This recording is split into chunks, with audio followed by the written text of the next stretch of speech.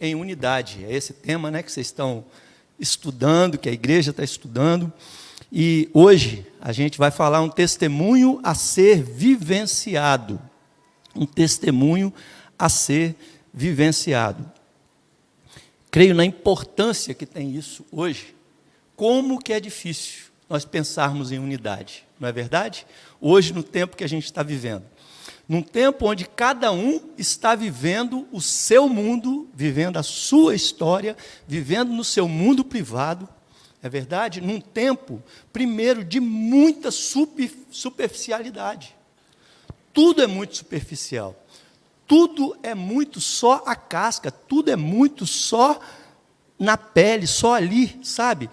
Vivemos um tempo onde que nós muitas vezes pensamos em ter quilômetros de extensão, a igreja pensa em ter quilômetros de extensão, mas a gente não se importa de ter centímetros de profundidade. Às vezes somos tão abrangentes, mas tão rasos. Precisamos, então, refletir sobre esse tempo que estamos vivendo. Nós queremos as coisas rápidas, a gente não quer esperar. A gente não quer perseverar por coisa alguma. Se aquilo que nós desejamos nós não temos de imediato, a gente desiste, parte para um outro sonho, parte para umas outras coisas. Então, perseverar hoje é algo tão difícil. Vivemos uma geração também de pessoas tão egoístas. Olhamos para nós mesmos e olhamos, nós temos que ser satisfeitos. Nós temos que ser satisfeitos. E todas as coisas giram para fazer com que a gente seja feliz. Esse é o mundo que a gente vive. Um mundo de egoísmo e de egocentrismo. Uma geração hedonista que busca pelo prazer. Tem um autor, o Rubem Amorese, ele coloca isso de uma forma muito profunda. Ele diz que hoje nós estamos vivendo numa sociedade supermercado, onde a gente chega no supermercado, a gente passeia pelos corredores, né, Ramon? Passeia pelos corredores e a gente vai vendo aquilo que eu quero, aquilo que eu não quero, aquilo que eu preciso, aquilo que eu não preciso, aquilo que satisfaz e aquilo que não satisfaz. Hoje nós vivemos uma sociedade exatamente dessa forma. Nós buscamos aquilo que é do nosso interesse. Isso aqui me agrada, isso aqui não me agrada. E eu fico pensando, se essa cultura também não invadiu as nossas igrejas, se essa cultura também não invadiu as nossas casas, e se essa cultura também não invadiu as nossas vidas. Será que nós somos assim?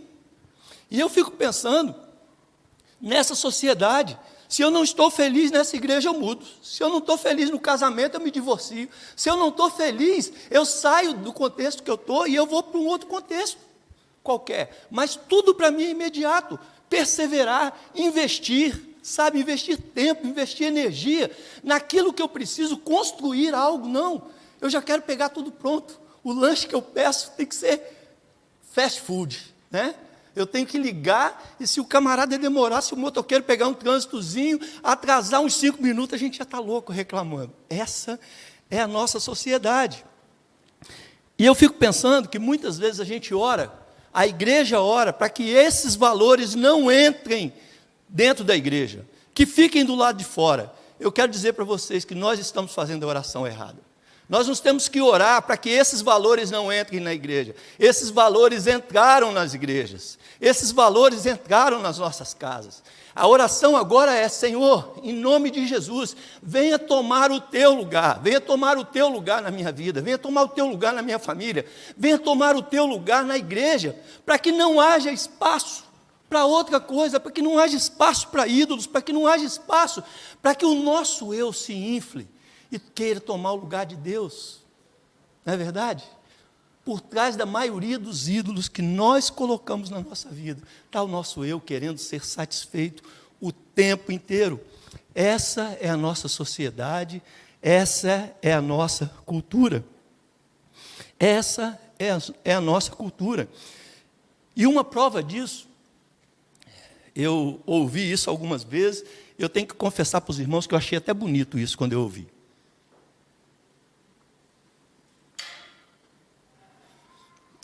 vão mexer comigo de novo, né, que eu tomo muita água aqui na frente, mas não é nada de nervosismo, estou aqui muito tranquilo e tudo. Mas uma coisa, e os pastores que estão aqui não vão me deixar negar, né, não vão negar. Até os pastores hoje estão psicologizando as mensagens. Uma vez eu ouvi, e já ouvi alguns pastores replicando isso, dizendo o seguinte: aquele texto que diz assim, ame a Deus sobre todas as coisas e ame o próximo como você ama você mesmo. Então, uma coisa, você precisa se amar para que você consiga amar os outros. O texto não está falando nada disso, o texto não está falando que você tem que amar você, não. O texto está dizendo o seguinte, ame a Deus sobre todas as coisas, ame o próximo do jeito que você já se ama, porque a gente se ama. Isso é uma verdade. E aí, cada vez mais, a gente vai inflando o nosso ego. Eu tenho que me amar mesmo. Eu tenho que buscar tudo para mim. Né? Porque eu não vou poder amar o outro por causa disso. Ame ao teu próximo do jeito que você já se ama. Essa é a palavra de Deus, né? Ame a Deus e ame o próximo, como você já ama a você. Precisamos, então, orar nesse sentido. Precisamos olhar para alguns modelos. A gente olha e fala assim, poxa, alguma coisa se perdeu, eu não sei o que e nem onde se perdeu, mas eu preciso buscar, parece que tem algo que se perdeu nesse tempo. Que então, é preciso olhar e Deus coloca para a gente alguns modelos de igreja. Deus coloca umas igrejas ali do Apocalipse, e a gente percebe o agir de Deus ali, uma palavra de Jesus trazendo para a igreja, uma voz do Espírito que precisa ser ouvida.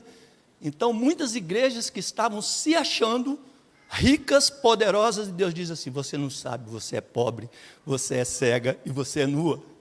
A outra igreja fala assim, nós somos muito fracos, nós somos muito pequenos, e Jesus fala assim, não, você é forte, eu coloco diante de você uma porta, para que você entre por essa porta. Então, o tempo inteiro, o conceito nosso e o conceito de Deus, às vezes está sempre se batendo, sabe?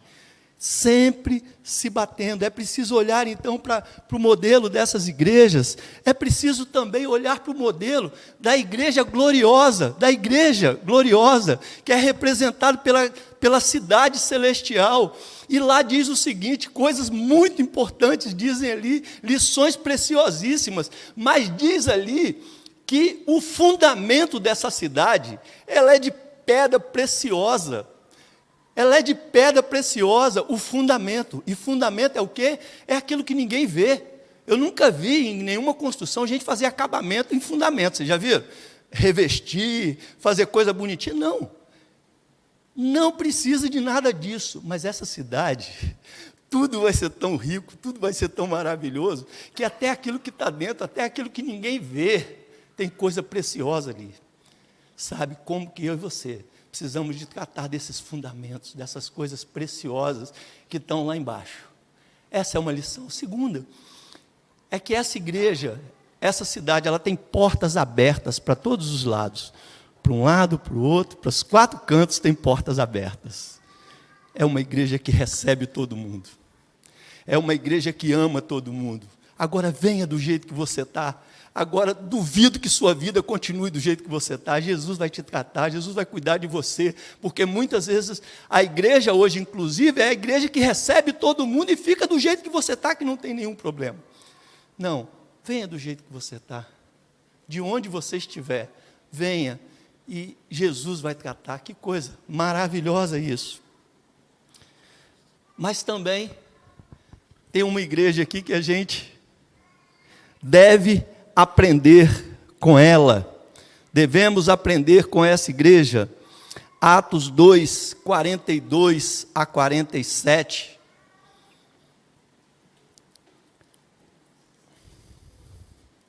Igreja primitiva. Como que esses cristãos viviam? Atos 2, 42 a 47. Diz assim: e perseveravam na doutrina dos apóstolos, e na comunhão, no partir do pão e nas orações. Em cada alma havia temor, e muitos prodígios e sinais eram feitos por intermédio dos apóstolos. Todos os que creram estavam juntos e tinham tudo em comum. Vendiam as suas propriedades e bens, distribuindo o produto entre todos, à medida que alguém tinha necessidade. Diariamente perseveravam unânimes no templo, partiam pão de casa em casa e tomavam suas refeições com alegria e singeleza de coração, louvando a Deus e contando com a simpatia de todo o povo. Enquanto isto, acrescentava-lhes o Senhor, dia a dia, os que iam sendo salvos. Tem coisas importantíssimas aqui. E quando eu olho para esse texto, a primeira coisa que me salta são os elementos do discipulado. Louvado seja o nome do Senhor, porque essa igreja tem falado muito sobre discipulado, não é verdade? Mas precisamos viver esse contexto, viver essa cultura do discipulado.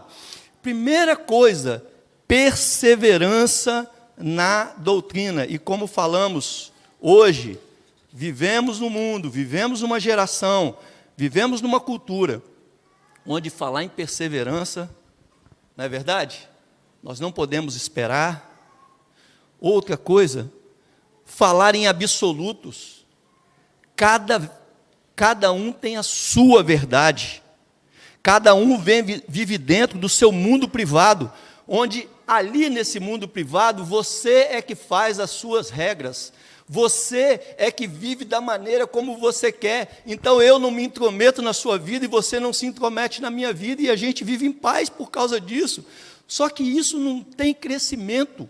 É melhor a gente estar num lugar e aprender, sabe, às vezes se decepcionar e poder ir lá e conversar e crescer. Sabe, crescer na companhia do outro.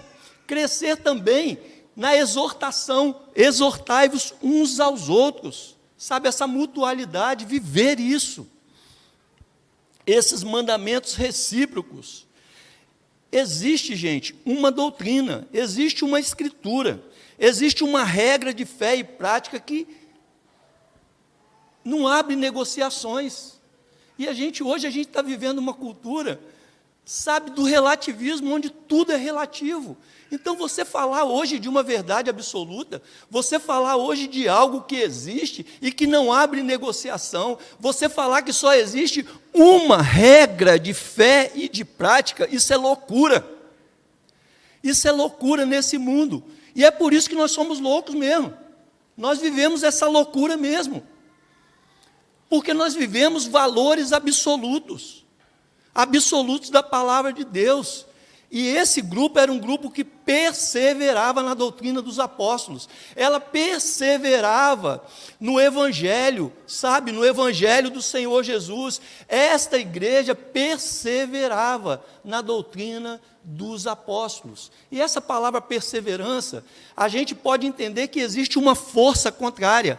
E quando eu persevero, parece que tem uma correnteza vindo contra, e eu vou continuar perseverando, eu vou continuar perseverando. E é interessante que quando a gente completa essa ação, você sai mais fortalecido. Porque se eu desisto no meio do caminho, eu perdi aquele aprendizado todo. Mas quando eu resisto, quando eu persevero, quando eu vou até o final, há um crescimento.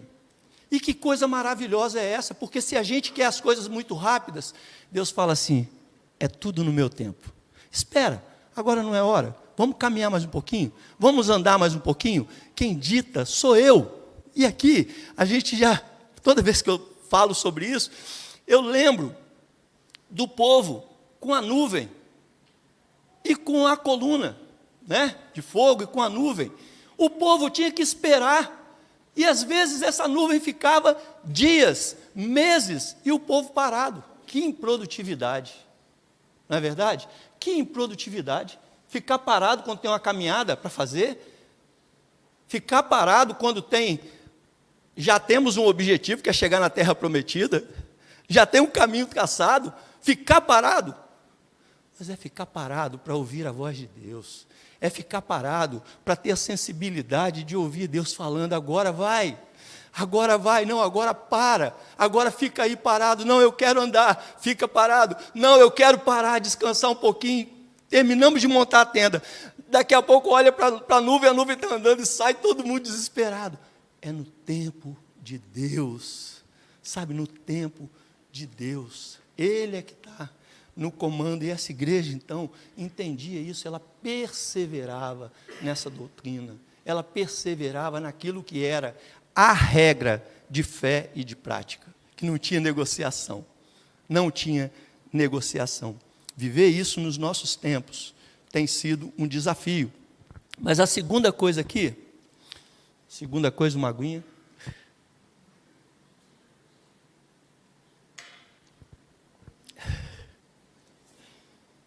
Segunda coisa nesse texto é a comunhão.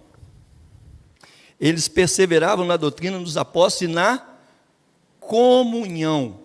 De novo, perseveravam. Existe uma corrente, existe uma correnteza levando a gente a não perseverar, levando a gente a não viver uma vida de comunhão, levando a gente a ir para o nosso quarto e cada dia mais no nosso mundo privado, a cada dia mais. Existe uma família, mas eu tenho o meu quarto, eu tenho o meu escritório, onde eu fecho a porta, onde ali eu entro na internet, onde ali eu navego, onde ali eu faço tudo aquilo que eu quero, e nesse mundo privado, quem dita as regras sou eu, e eu não preciso ter comunhão com o outro. Para quê? Comunhão dá tanto trabalho, comunhão às vezes aborrece, comunhão às vezes você se decepciona, mas a palavra de Deus diz que eles perseveravam unânimes. Uma outra questão, perseveravam unânimes aonde? No templo, primeiro lugar, sabe, para tirar da ideia, da nossa ideia, de que agora nós podemos ficar em casa. Ao invés de ouvir o Lenildo na IPJC, nós vamos ouvir outro pastor, talvez até pastor de fora, né? Tanta gente hoje pregando e com pregações tão eloquentes, gente sábia que está edificando tanta gente mundo afora. Agora, no momento que você deixa de ter comunhão com o seu irmão para ouvir o pastor fulano de tal, meus irmãos, Deus nos chamou para comunhão. Não dá para a gente falar isso. Eu estou em comunhão aqui, lá na igreja de São Paulo, eu estou em comunhão aqui lá na igreja de Vitória, de Recife, ou qualquer igreja que seja. Sabe, Deus nos chamou a esse tempo de comunhão, comunhão com o irmão. Sabe, estar na casa do irmão, precisamos resgatar isso. Sabe, essa igreja vivia isso, a comunhão não era só no templo, mas era aqui e em casa.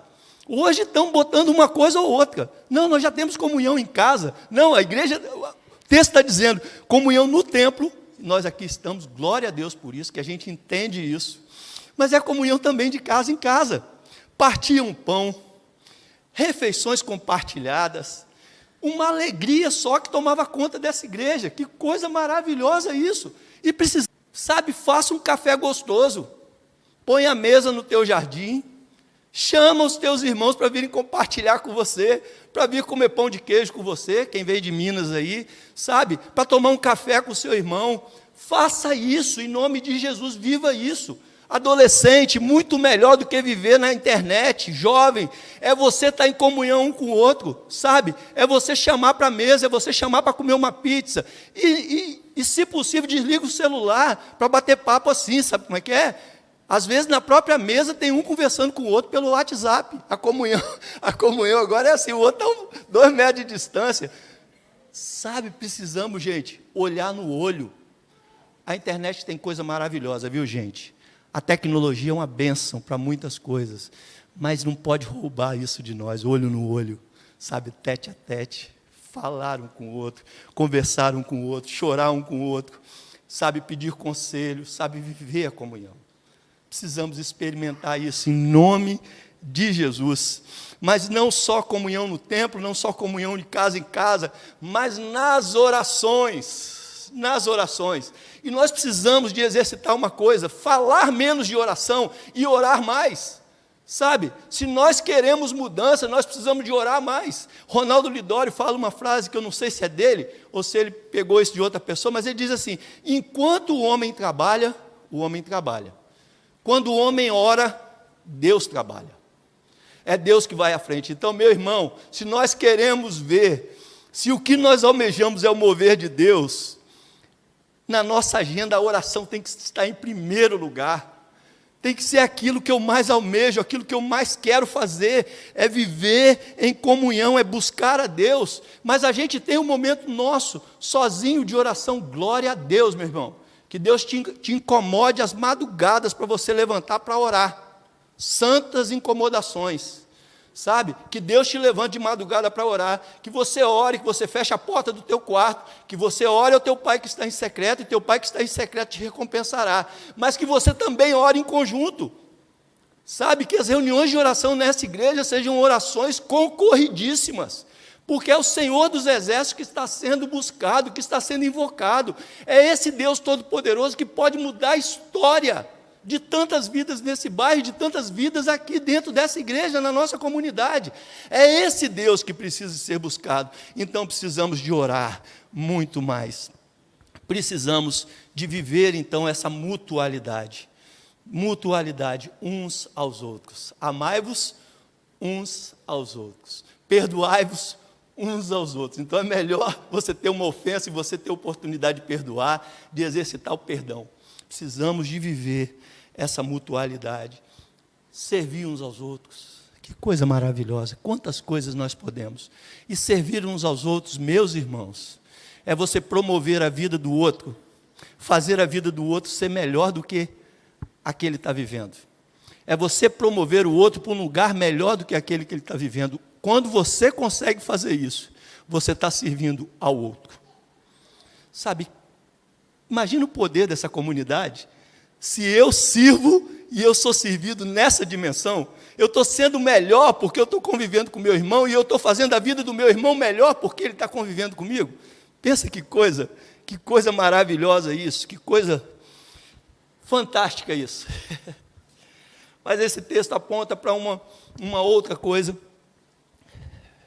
não só a palavra, a doutrina, não só a comunhão, mas também o desprendimento, a mordomia. Sabe? Eles vendiam as propriedades. E é engraçado que eles se reuniam de casa em casa, então cada um continuava tendo a sua casa. Mas aquilo que eles tinham a mais, eles vendiam tudo, juntavam tudo e distribuíam.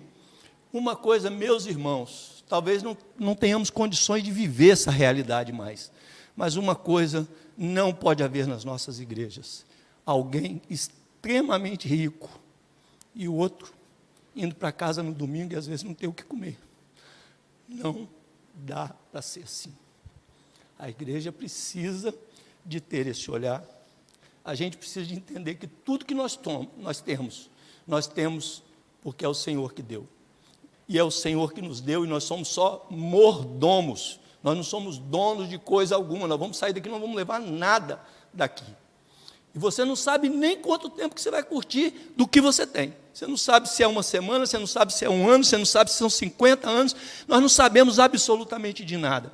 Mas o que nós temos não é nosso. Nós precisamos, então, de olhar as necessidades do outro e atender às necessidades. À medida que alguém tinha necessidade, eles estavam lá atendendo. Que coisa maravilhosa. Viu, junta diaconal? Que coisa maravilhosa, sabe? Orar e ter esse discernimento de olhar uma família. Essa família está precisando. É de pão, vamos socorrer com pão. É de uma visita, nós vamos socorrer com uma visita. É um abraço, nós vamos socorrer com um abraço. Nós vamos estar juntos. Nós estaremos juntos. Desprendimento desta igreja é uma outra verdade. Em quarto e último lugar, acho que não vai dar até 1 hora não, viu, pastor? Tentando muito aqui, mas de dentro para fora havia temor em cada alma. Cada alma vivia no temor do Senhor. crescia no temor do Senhor, se relacionava com esse Deus, amava esse Deus, e por causa disso é um temor reverente, é um temor que me faz olhar e dizer assim: Senhor, faz da minha vida aquilo que o Senhor quiser fazer. Senhor, o Senhor tem planos muito mais altos para mim do que os meus planos, os teus caminhos são muito mais altos do que os meus caminhos. Senhor, eu quero dizer que eu estou disposto a abrir mão dos meus planos, dos meus desejos, das minhas coisas, para fazer a vontade do Senhor. Em cada alma havia temor. Que coisa maravilhosa, meus irmãos. E a coisa mais fantástica desse texto é que quando todas essas realidades elas são vividas pela igreja, existe uma promessa maravilhosa que nós podemos desfrutar. Que promessa é essa? Experimentar o sobrenatural. Vivemos aqui, mas somos movidos pelo sobrenatural. Muitos sinais e prodígios eram feitos.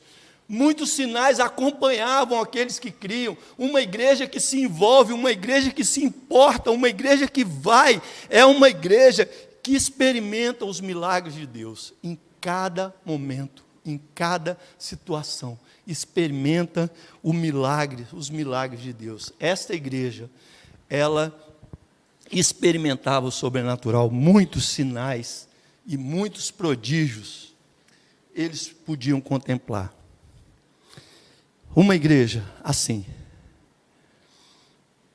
existe louvor, existe uma adoração, uma celebração ao Senhor o tempo inteiro.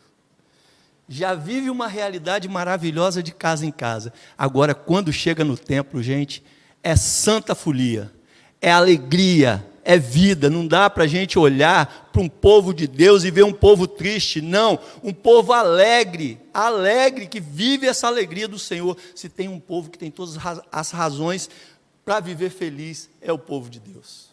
E essa alegria tem que contagiar. E as pessoas de fora têm que olhar e falar: que povo é esse? Que alegria é essa? Que alegria é essa? Que fervor é esse? Eu quero estar no meio desse povo. Quero estar no meio desse povo. Onde a adoração, celebração, a glória do Senhor enche e transborda para as outras pessoas. Alegria sendo compartilhada, testemunho a ser vivenciado. Ou seja, esta igreja que vive isso, ela conta com a simpatia de todo o povo. Ela conta com a simpatia de todo o povo. Viva essas realidades, conta com a simpatia dos de fora. E aí acontece o milagre. Por isso que John Piper diz o seguinte: só existe missão porque não existe adoração. Não é isso? Uma igreja que adora, uma igreja que vive essas realidades aqui, é uma igreja que, dia a dia, Deus vai acrescentando os que vão sendo salvos. Dia a dia o Senhor vai acrescentando. Mas uma igreja dessa, ela não está acomodada dentro das quatro paredes esperando a pessoa chegar. Não, ela sai com toda alegria para falar desse amor de Deus, para falar desse Jesus, para viver esse Jesus aí fora e para dizer para todo mundo: olha só, jovem, juventude, adolescência que tem largado a igreja, que tem largado a casa do Pai e que tem ido em busca de aventuras, em busca de alegria fora daqui. Eu quero dizer que a alegria é aqui. A alegria está aqui, a alegria está de viver na presença do Senhor. Não tem nada mais maravilhoso que isso, não existe nada mais maravilhoso que isso. E se você não está vivendo isso, não é Deus que está faltando, não é, sabe, o tanto de Deus que eu vou ter na minha vida, mas é o tanto que Deus tem de mim, sabe, o tanto que eu coloco à disposição de Deus e o tanto que eu desfruto desse relacionamento. Essa vai ser a alegria que vai contagiar as pessoas. E Deus vai acrescentar, dia a dia, os que vão sendo salvos. Isso é resultado dessa vida maravilhosa. Não é verdade? Isso é resultado, isso é fruto de uma árvore bem nutrida, de uma igreja viva, que agora conta com essa bênção aí fora. Que seja assim, em nome de Jesus. Tem muita gente no seu condomínio, tem muita gente pertinho de você, tem muita gente na sua casa que precisa conhecer desse amor. Que Deus o use, que Deus nos use para fazermos diferença, que a gente saia com toda alegria, para viver viver essa realidade em nome de Jesus.